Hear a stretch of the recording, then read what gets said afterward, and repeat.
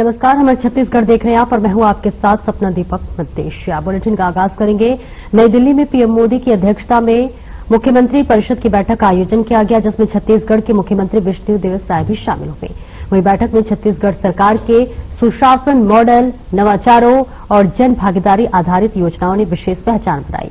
चर्चा के दौरान मुख्यमंत्री साय ने बस्तर ओलंपिक और बस्तर पनडुब्बी जैसे अभिनव आयोजन का प्रस्तुतिकरण दिया। इसी के साथ साथ जिन्होंने पीएम मोदी सहित विभिन्न राज्यों के मुख्यमंत्रियों का ध्यान आकर्षित किया। इसी के साथ बैठक में डिप्टी सीएम अरुण साव और विजय शर्मा भी मौजूद रहे। मंत्री श्री नरेंद्र मोदी जी के मन की बात कार्यक्रम को मुख्यमंत्री श्री विष्णुदेव साय ने केंद्रीय मंत्रिमंडल के सदस्यों, एनडीए शासित राज्यों के मुख्यमंत्रियों और उप मुख्यमंत्रियों के साथ सुना। प्रधानमंत्री श्री नरेंद्र मोदी जी ने आज अपनी मन की बात की 122वीं कड़ी में देश के सामने अपनी बातों को रखा। मन की बात की ये कड़ी छत्तीसगढ़ के लिए काफी खास रही। प्रधानमंत्री ने छत्तीसगढ़ में मुख्यमंत्री श्री विष्णुदेव साय के नेतृत्व में किए जा रहे कार्यों की तारीफ करते हुए कहा कि जिस दंतेवाड़ा में कभी माओवाद चरम पर था, वहां आज शिक्षा का परचम लहरा रहा है। प्रधानमंत्री ने अपने संबोधन में छत्तीसगढ़ में हुए बस्तर ओलंपिक और माओवाद प्रभावित क्षेत्रों में साइंस लैब के बारे में जिक्र किया। उन्होंने कहा कि छत्तीसगढ़ के माओवाद प्रभावित क्षेत्रों के बच्चों में साइंस का पैशन है और वो खेलों में भी कमाल कर रहे हैं। प्रधानमंत्री ने बस्तर क्षेत्र का जिक्र करते हुए कहा कि इस तरह के प्रयासों से पता चलता है कि इन इलाकों में रहने वाले लोग कितने साहसी होते हैं। इन लोगों ने तमाम चुनौतियों के बीच अपने जीवन को बेहतर बनाने की राह चुनी है। प्रधानमंत्री ने कहा कि मुझे ये जानकर भी बहुत खुशी हुई कि 10वीं और 12वीं की परीक्षाओं में दंतेवाड़ा जिले के नतीजे बहुत शानदार रहे हैं। मन की बात में हम छत्तीसगढ़ में हुए बस्तर ओलंपिक और माओवाद प्रभावित क्षेत्रों में साइंस लैब पर चर्चा कर चुके हैं। यहाँ के बच्चों में साइंस का पैशन है, वो स्पोर्ट्स में भी कमाल कर रहे हैं। ऐसे प्रयासों से पता चलता है कि इन इलाकों में रहने वाले लोग कितने साहसी होते हैं। इन लोगों ने तमाम चुनौतियों के बीच अपने जीवन को बेहतर बनाने की राह चुनी है।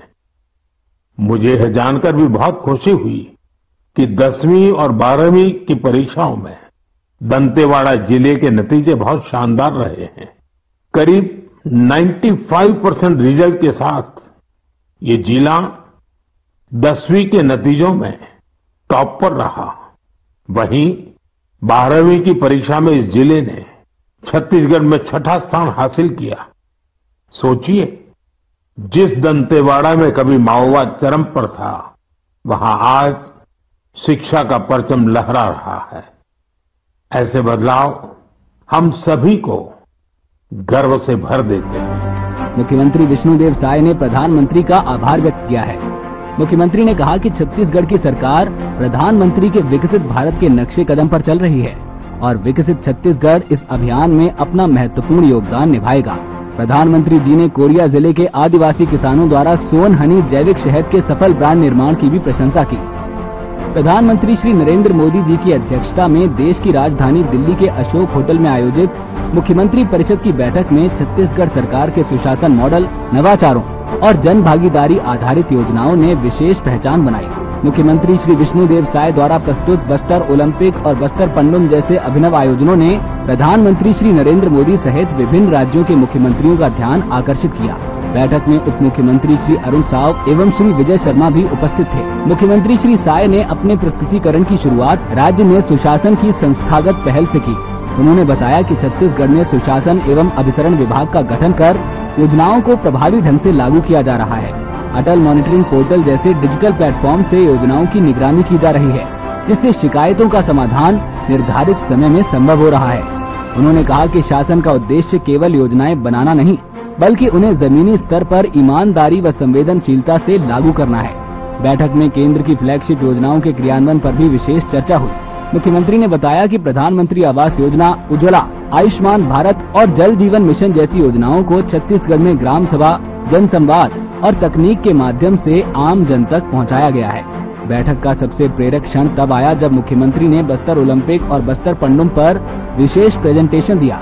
उन्होंने प्रधानमंत्री मोदी के खेलोगे इंडिया जीतोगे इंडिया मंत्र को उद्धृत करते हुए कहा कि छत्तीसगढ़ ने इसे धरातल पर साकार किया है।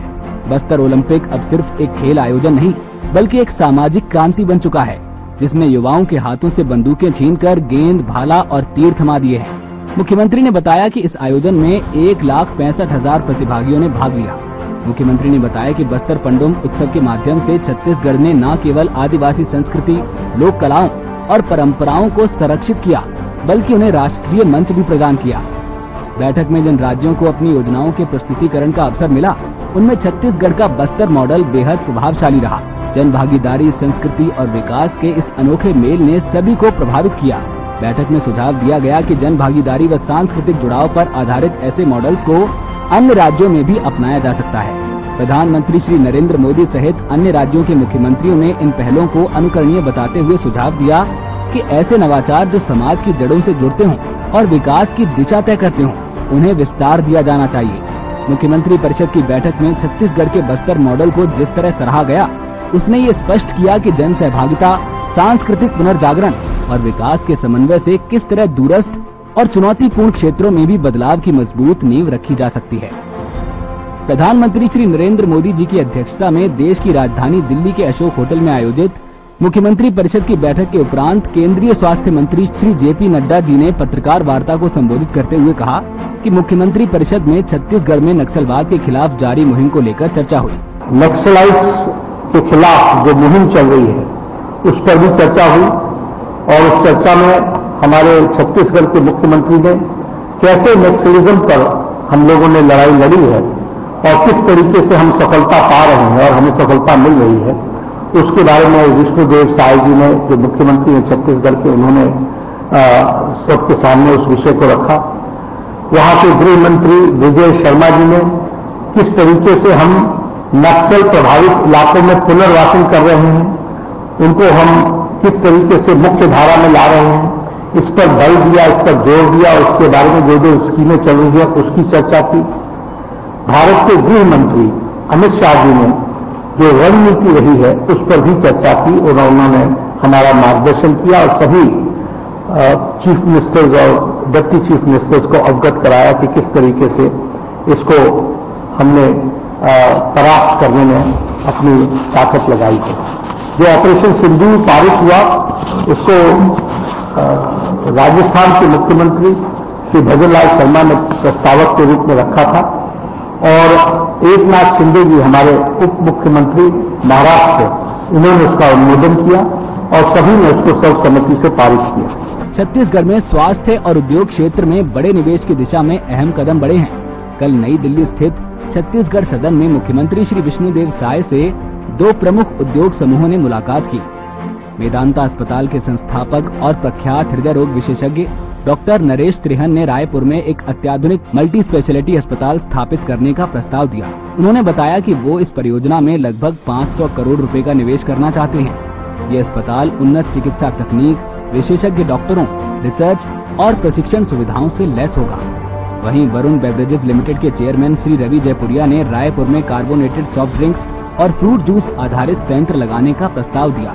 इसमें 250 करोड़ रुपए से अधिक का निवेश किया जाएगा। ये परियोजना राज्य में औद्योगिक विकास के साथ साथ रोजगार सृजन को गति देगी। मुख्यमंत्री श्री विष्णुदेव साय ने दोनों प्रस्तावों का स्वागत करते हुए कहा कि छत्तीसगढ़ सरकार स्वास्थ्य और उद्योग जैसे क्षेत्रों में ऐसे गुणवत्तापूर्ण निवेश के लिए हर संभव सहयोग प्रदान करेगी। उन्होंने कहा कि ये दोनों परियोजनाओं पर राज्य शासन विचार कर इसे हर संभव मदद देगी। इस प्रकार की परियोजनाओं से जनता को लाभ और युवाओं को रोजगार के नए अवसर। राजनांदगांव में स्वाभिमान मंच की तरफ से तिरंगा यात्रा निकाली गई। ऑपरेशन सिंदूर की कामयाबी को लेकर तिरंगा यात्रा निकाली गई। इस बीच आपको बताते चले कि जम्मू कश्मीर के पहलगाम में आतंकवादियों द्वारा 26 निर्दोष लोगों की हत्या की गई थी, जिसको लेकर देश के प्रधानमंत्री द्वारा पाकिस्तान में घुसकर आतंकवादियों के 9 ठिकानों को ध्वस्त कर दिया गया, जिसमें कई आतंकवादी मारे गए। इसको लेकर आपको बता दें कि ऑपरेशन सिंदूर का नाम इसे दिया गया।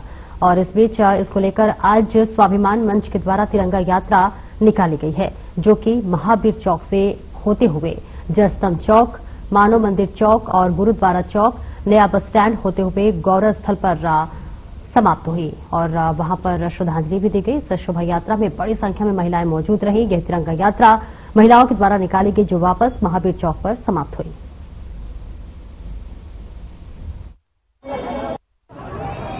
मैं यही संदेश देना चाहती हूँ राष्ट्रीय स्वाभिमान मंच छत्तीसगढ़ जिला राजनांदगांव के द्वारा सिंदूर शौर्य सभा यात्रा का कार्यक्रम रखा गया है और ये कार्यक्रम सर्व समाज मातृ शक्तियों के द्वारा ये कार्यक्रम रखा गया है, क्योंकि नाम ही सिंदूर है।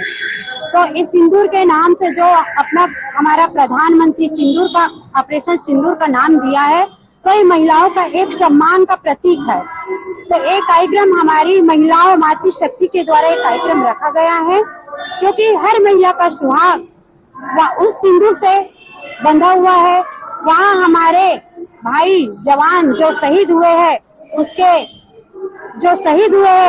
लिए अपने महिलाओं की सिंदूर का जो ऑपरेशन सिंदूर का नाम दिए हैं, उसके लिए एक कार्यक्रम है, क्योंकि ये सारी महिलाएं पूरे देश में चाहती है कि सभी सुरक्षित रहे और अपना सिंदूर बचा रहे।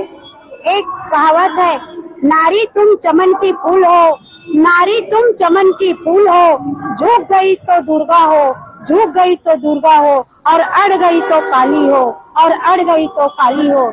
यही हमारे देश में आज हमारी मातृ शक्ति का एक गुण है कि हमारा सिंदूर बचा रहे। इस पूरे कार्यक्रम का उद्देश्य सिंदूर शौर्य यात्रा जो महिलाएं सुहाग का प्रतीक है, और अभी जो 22 अप्रैल को पहलगाम में आतंकी हमले के द्वारा 26 पर्यटकों की जो निर्मम बर्बरता पूर्वक हत्या की गई थी, उसके बाद जिस पत्नी ने अपने पति को खोया, और जिस पत्नी भी बोली कि मुझे भी क्यों छोड़ा गया, मुझे भी मेरे पति के साथ हत्या कर देनी थी, मुझे ही काहे जिंदा छोड़े। तो उनको बोले आपको जिंदा रहना है और आपको जाके मोदी जी को बताना है। उस समय की जो दृश्य था एकदम वो उसको व्यक्त नहीं किया जा सकता अपने शब्दों में। जिस पत्नी अपने पति को खोया हुआ हो वो क्या बोल सकती है, उस समय का हम उस शब्द और भाव को व्यक्त ही नहीं कर सकते। दूसरा, जिस बच्चे ने अपने पिता खोया, फिर इसके बाद जो वीर सैनिकों द्वारा उसमें दो हमारी जाबाज लेडीसें व्योमिका सिंह और सोफिया कुरैशी के द्वारा इस युद्ध को मुकाम तक पहुंचाए, उन दोनों जाबाज लेडीजों को मेरा सैल्यूट है। और आज उसी उद्देश्य से वीर सैनिकों के सम्मान और उनकी पत्नियों का सम्मान के उद्देश्य से ये यात्रा किया जा रहा है।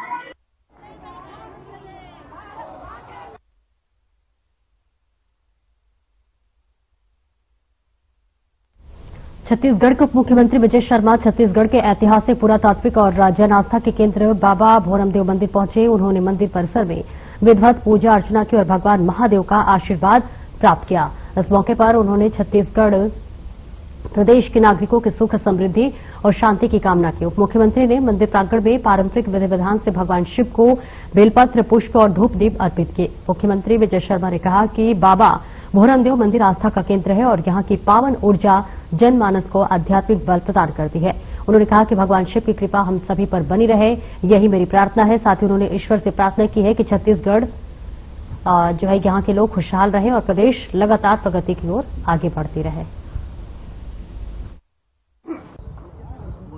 महादेव ने निर्णय किया होगा और इसलिए भोरमदेव महाराज की इस भूमि पर स्वदेश दर्शन योजना के अंतर्गत केंद्र की सरकार से 140 करोड़ रुपए, जिसमें 123 करोड़ रुपए हाथ में आएंगे जीएसटी काटने के बाद। तो उस 123 करोड़ रुपए में क्या क्या किया जाना है, तो इस पुराने तालाब का पूर्ण सौंदर्यीकरण। भोरमदेव की बड़ी विशेषता यह है कि एक ऐसे चट्टान पर खड़ा है, इसमें नींव नहीं है अंदर। इतने बड़े 1000 साल पुराने मंदिर में नींव नहीं है, मैंने गजब की इंजीनियरिंग है। बड़े चट्टान पर खड़ा इस मंदिर के उस पूरे चट्टान को क्लियर किया जाएगा। बहुत बड़ा एक म्यूजियम अलग से और बनाया जाएगा, एक गार्डन बनाने का है। हमारे कांवड़िया आते हैं सावन में, तो उनके रहने, उठने, बैठने, भोजन की पर्याप्त व्यवस्था। होने वाले जो भोरमदेव महोत्सव है तो भोरमदेव महोत्सव के लिए मंच एक बार पहले से ही बना करके और बैठने की पूरी व्यवस्था उस पूरे क्षेत्र के लिए, साथ ही साथ छेरकी महल, मड़वा महल, कुदई धोनो, इन स्थानों की भी उन्नति, वैसे कुदई धोनो प्रोजेक्ट में नहीं है, उसको अलग से करेंगे इस झील के लिए भी। और उसके बाद जब यहाँ से आदमी बाहर आगे बढ़ता है तो रामचुआ मंदिर का दर्शन और सुरधा में वाटर स्पोर्ट्स, ऐसे एक कॉरिडोर जैसा बनेगा और वहां से फिर कवर्धा वापस निकला जा सकता है। श्रद्धालुओं की संख्या तो अभी भी बहुत है, तो भोरमदेव महाराज का प्रभाव है, वो कॉरिडोर का कुछ नहीं है, ये हमारा धर्म कर्तव्य है जिसके लिए एक जितना अधिक हो सके उतना करने की कोशिश कर रहे हैं। श्रद्धालु पहुंच रहे हैं, अलग अलग राज्यों से श्रद्धालु यहाँ पर आए, ऐसा कुछ तैयारी चल रही है? हाँ, यहाँ पर लाइट एंड साउंड शो होगा, यहाँ पर वाटर स्क्रीन बना करके लेजर शोज किए जाएंगे, यहाँ पर ऑडियो डिस्क्रिप्शंस सारी चीजों के रखेंगे। तो मंदिर के प्रीमाइसेस को इसको पूरे परिसर को बहुत ही एकांत करके बहुत सुंदर ढंग से इसको डेवलप किया जाएगा। और मैं सोचता हूं कि जो प्रोजेक्ट लेकर के हम लोग केंद्र में गए तो सारे प्रोजेक्ट हमारे वहां स्वीकृत हुए। स्वदेश दर्शन योजना के अंतर्गत माननीय केंद्रीय मंत्री जी का, माननीय मुख्यमंत्री जी का भी इसके भूमि पूजन के समय आगमन होगा। जी, अभी आज जो है अब सरोदा दादर भी जो है जाने का है, रानी देहरा भी जो है जाएंगे। एक बार देखने के बाद उस पर क्या हम मास्टर प्लान जो है वो टूरिज्म बोर्ड की तरफ से कर सकते हैं। मैंने पहले भी कहा है कि माननीय मुख्यमंत्री जी, माननीय प्रधानमंत्री जी का एक नया विजन के साथ छत्तीसगढ़ को देश की अग्रणी राज्य में जो है पर्यटक के रूप में हमको जो है स्थापित करना है। और पर्यटन जो है वो उसको उद्योग का दर्जा भी जो है वो माननीय प्रधानमंत्री जी के द्वारा दिया गया। तो निश्चित रूप से आने वाले समय में कवर्धा सहित पूरे प्रदेश में जो है वो टूरिज्म को बढ़ावा मिलेगा। रायपुर में झीरम के शहीदों के लिए श्रद्धांजलि सभा का आयोजन किया गया, जिसमें शहीदों को श्रद्धांजलि देने के लिए बीजेपी प्रदेश अध्यक्ष किरण सिंह देव समेत बीजेपी के कई नेता और पदाधिकारी भी पहुंचे, जहां शहीदों को श्रद्धांजलि अर्पित की गई। और इसी के साथ साथ तस्वीरें आपको दिखा रहे हैं।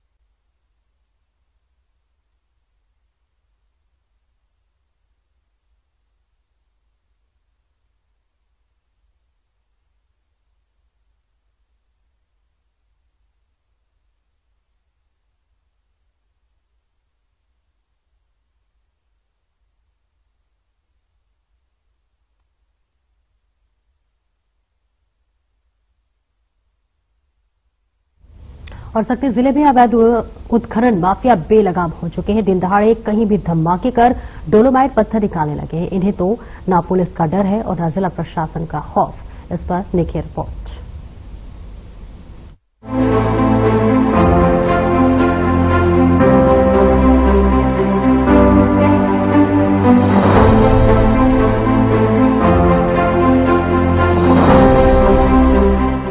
सकती जिले के छिता पंडरिया गांव में लोग दहशत की जिंदगी जी रहे हैं, क्योंकि इस गांव में किसी भी वक्त धमाके हो सकते हैं। लोग अब अपनी और अपने परिवार वालों की सुरक्षा को लेकर चिंता में पड़ गए हैं, क्योंकि ये क्षेत्र डोलोमाइट पत्थर का है, जहां क्षेत्र के कुछ खनन माफिया पूरी तरह से एक्टिव हैं, जो गांव में कहीं भी बारूद बिछाकर ब्लास्टिंग कर रहे हैं। अब इस मामले में सरपंच भी सवालों के घेरे में है, क्योंकि बताया जा रहा है कि ये माफिया गांव के सरपंच के साथ मिलकर एक तालाब पर नजर गड़ाए बैठे हैं, जहां बारूद बिछाकर धमाके किए जा रहे थे। किसी ने इसकी जानकारी कलेक्टर को दी, जिसके बाद तत्काल राजस्व विभाग को भेजकर कार्रवाई कराई जा रही है। मौके पर अधिकारियों के पहुंचते ही खनन माफिया मौके से भाग निकले, मगर उनकी अवैध ब्लास्टिंग और उत्खनन में लगी गाड़ियां जब्त कर ली गई हैं। शक्ति जिले के आसपास, बाराद्वार के आसपास अवैध माफियाओं, अवैध डोलोमाइट खनन माफियाओं द्वारा लगातार अवैध ब्लास्टिंग किया जा रहा है। आज ही छिता पंडरिया ग्राम में ब्लास्टिंग की तैयारी हुई है। 4 दिन पूर्व ब्लास्टिंग हुआ है। यहाँ के अधिकारी ध्यान नहीं दे रहे हैं। ब्लास्टिंग ऐसा लग रहा है कि यहाँ पे नक्सली लोग आकर ब्लास्ट कर रहे हैं गाँव में, अधिकारी लोग ध्यान नहीं दे रहे हैं।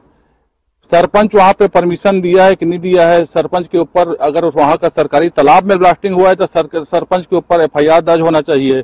यहाँ के अधिकारी ध्यान नहीं दे रहे हैं। अधिकारी क्या कर रहे हैं, तोड़ के वहां का डोलोमाइट को क्रेशर के लिए सप्लाई किया जा रहा है। क्रेशर मालिक के ऊपर FIR दर्ज होना चाहिए। जिसके क्रेशर में ये सामान जा रहा है, डोलोमाइट जा रहा है, उसके मालिक के ऊपर भी FIR दर्ज होना चाहिए। गाड़ी किसका उपयोग हो रहा है, गाड़ी वालों के ऊपर FIR दर्ज होना चाहिए।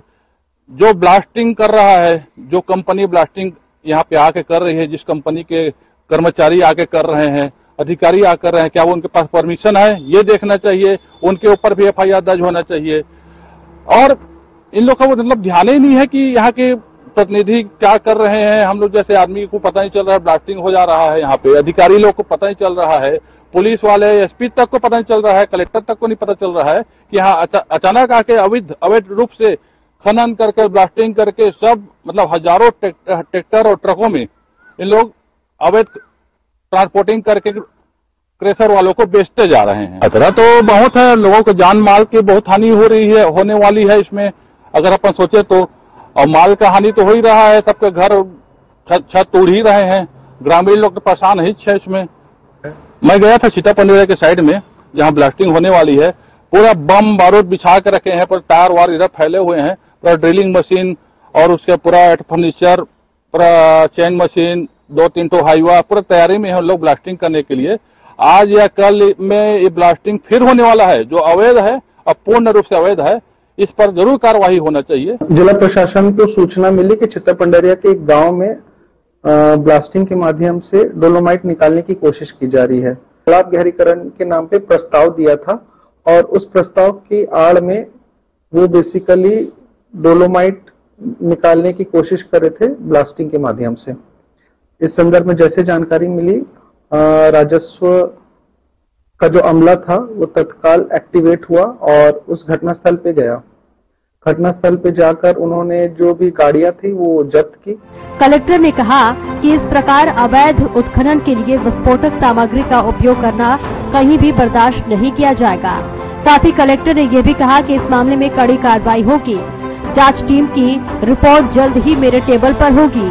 वहीं जांच के संबंध में कलेक्टर ने कहा कि मुख्य रूप से जांच टीम कई बिंदुओं पर जांच करेगी। हालांकि इसे लेकर कुछ सवाल भी खड़े हो रहे हैं। अवैध उत्खनन किसके द्वारा किया जा रहा था? कौन कौन इस मामले में संलिप्त है? जिस तालाब में ब्लास्ट कर उत्खनन किया जा रहा था उसमें सरपंच की क्या संलिप्तता है? तालाब में विस्फोटक सामग्री का उपयोग किसके द्वारा किया गया? ये विस्फोटक सामग्री कौन उपलब्ध कराता है? कितना अवैध उत्खनन किया गया है और उससे निकलने वाले डोलोमाइट पत्थर को कौन खरीद रहा था? कलेक्टर ने कहा कि इन प्रमुख बिंदुओं के साथ और भी कई बिंदुओं पर जांच की जाएगी। उन्होंने यह भी कहा कि ये बहुत गंभीर मामला है जिस पर कड़ी कार्रवाई जरूरी होगी। इस पर एक जांच की जा रही है। जांच में मुख्य कई बिंदु हैं जो शक के घेरे पे जाती हैं कि इसमें किन किन लोगों की संलिप्तता थी। उसमें से कुछ बिंदु इस प्रकार हैं कि कहा जा रहा है कि जो तालाब था उसे गहरीकरण करने के नाम पर प्रस्ताव पारित किया गया था। तो ये जो प्रस्ताव था ये स्वयं ही गलत है। ये प्रस्ताव कैसे हुआ एक खुद विषय है जो जांच करने के बाद ही सामने आएगा।